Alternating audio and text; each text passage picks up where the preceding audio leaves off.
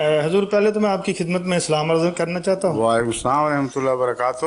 اور میں عرض کرتا ہوں کہ مجھے معلوم ہوا ہے کہ حضرت عیسیٰ علیہ السلام جو کشمیر میں دفن ہیں، تو صرف یہ پتہ کرنا چاہتا تھا کہ وہاں وہ کیسے پہنچے، نمبر ایک۔ اور دوسرا میرا سوال حضور یہ ہے کہ جو قرآن پاک میں حضرت عیسیٰ علیہ السلام کے اوپر اٹھائے جانے کو رفع کا ذکر یعنی لفظ استعمال کیا گیا ہے، تو کیا اس کا مطلب درجے کی بلندی ہے یا کہ واقعی وہ آسمان پر اٹھا لی گئے؟ اور تیسرا سوال یہ ہے کہ حضرت پہلے ان دو کا حل نہ کر لیں پھر آپ۔ میرا خیال یہ ہے کہ میں 3 سوال کر دوں میں چلا جاؤں۔ نہ میری خواہش ہے آپ یہیں کھڑے رہیں، اچھا جی، آمنے سامنے بات ہو۔ ٹھیک ہے نا؟ بات یہ ہے کہ جو پہلا سوال ہے اس کا دوسرے سوال سے بھی ایک تعلق ہے۔ جناب علی، عموماً آپ کا عقیدہ تو میں نہیں جانتا، مگر عموماً وہ غیر احمدی علماء جو جماعت سے اختلاف رکھتے ہیں جی، وہ یہ سوال ضرور اٹھاتے ہیں کہ کشمیر کیسے پہنچ گئے، درست جی، مگر ساتھ یہ بھی مانتے ہیں کہ آسمان پر پہنچ گئے۔ تو میں پوچھتا ہوں کشمیر دور ہے کہ آسمان دور ہے؟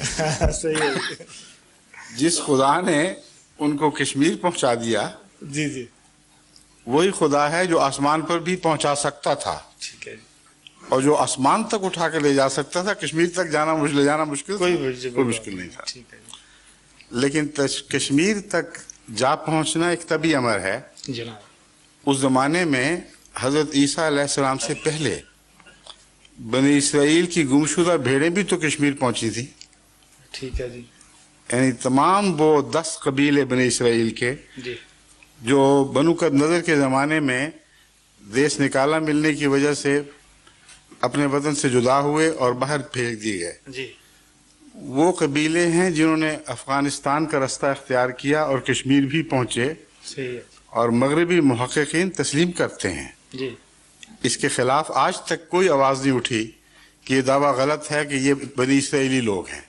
اچھا جی، اور ان کے فیچرز بتاتے ہیں، آپ خود ان کو پہچان سکتے ہیں۔ پٹھان طرز ہے اور جو کشمیری طرز ہے، جی، جی، ان کا رنگ و روپ، ان کے نقوش کی تیکھے پن، سب بنی اسرائیلی انداز ہیں۔ ٹھیک ہے جناب، اور ہندوستان اور پاکستان کے سب کانٹیننٹ سے ان کی شکل و صورت کا تعلق کوئی نہیں، نہیں ملتا جی، بالکل درست ہے جی۔ تو کشمیر پہنچنا تو کوئی مشکل مرحلہ نہیں، ٹھیک ہے جی، آسمان پر پہنچنا بھی ہرگز مشکل نہیں اگر اللہ یہ فرمائے جی، کہ میں نے پہنچا دیا۔ ٹھیک ہے اس لیے ممکن ناممکن کی بحث نہیں اٹھ رہی۔ جی، جی، آسمان کے تعلق میں یہ نہیں کہتا کہ آسمان کیسے پہنچ گئے، اللہ چاہے تو پہنچا سکتا تھا، مگر اللہ نے فرمایا نہیں ہے۔ ہاں جی حضور، میں صرف یہ پوچھنا چاہتا تھا کہ رفع کا میں مطلب آ رہا ہوں، اسی پہ آ رہا ہوں۔ جو فرمایا ہے وہ آیت ہے بل رفعہ اللہ الیہ، بلکہ اللہ نے اس کا اپنی طرف رفع فرما لیا۔ جی، یہ لفظی ترجمہ ہے جس کے لفظی ترجمہ ہونے میں کوئی اختلاف نہیں ہے۔ تمام مخالفین احمدیت علماء بھی 100% اس ترجمے پر متفق ہیں، یہ اعتراض نہیں کرتے کہ تم کوئی غلط ترجمہ پیش کر رہے ہو، بلکہ اللہ نے اسے اپنی طرف اٹھا لیا۔ جی، اس کے معنی کیا ہیں، اس پر گفتگو چلتی ہے۔ جناب، اب ہم یہ کہتے ہیں کہ اپنی طرف سے علماء کا یہ ترجمہ کرنا کہ چوتھے آسمان پر اٹھا لیا، یہ درست نہیں ہے۔ صحیح، اس کی وجہ کئی وجوہات ہیں۔ اول تو یہ کہ اس کا مطلب یہ ہوگا کہ خدا چوتھے آسمان پر تھا اور وہاں نہیں تھا جہاں مسیح موجود تھے۔ جناب، واضح بات ہے، اگر ایک طرف سے کوئی چیز حرکت کر کے کسی دوسری طرف پہنچے تو وہاں وہ نہیں ہوتی جس طرف وہ چیز جس کی طرف حرکت کی جا رہی ہے۔ جی، جی، بالکل صحیح ہے۔ اب اس کاغذ کو میں اٹھا کر اپنی طرف لے جا رہا ہوں، اس لیے کہ میں وہاں نہیں ہوں، یہاں ہوں۔ صحیح، تو جو ہی آپ مسیح کی حرکت کا تعین کریں گے، خدا کو ہاتھ سے کھو دیں گے، کیونکہ خدا کی تعریف یہ ہے کہ اللہ نور السماوات والارض فَأَيْنَمَا تَوَلُّوا فَثَمَّ وَجْهُ اللَّهِ، اللہ تو زمین و آسمان کا نور ہے، جس طرف بھی تم رخ کرو گے ادھر خدا ہوگا۔ جی ہاں، تو مسیح کا کسی جسمانی طور پر کسی ایک سمت اس آیت کے نتیجے میں حرکت کرنا ممکن ہی نہیں ہے۔ منہ کرنے، صحیح ہے جی، جہاں خدا تھا وہیں حرکت ہونی چاہیے، وہیں اس آیت کا عمل ہونا چاہیے. اور خدا ہر جگہ ہے مگر ہر شخص مرفوع نہیں ہے، اس لیے کہ خدا کی ذات لطیف سے لطیف تر ہے، جی ہاں اور صفات کے ذریعے سے انسان کا رفع ہوتا ہے. جو خبیث آدمی ہے وہاں بھی خدا موجود ہے جی بالکل مگر وہ مرفوع نہیں ہے. صحیح ہے. انبیاء وہیں ہوتے ہیں جہاں خدا ہوتا ہے مگر وہ مرفوع ہوتے ہیں. تو رفع روحانی درجے کی ترقی کے سوا کچھ نہیں ہے. اور بن ہی نہیں سکتا. صحیح ہے.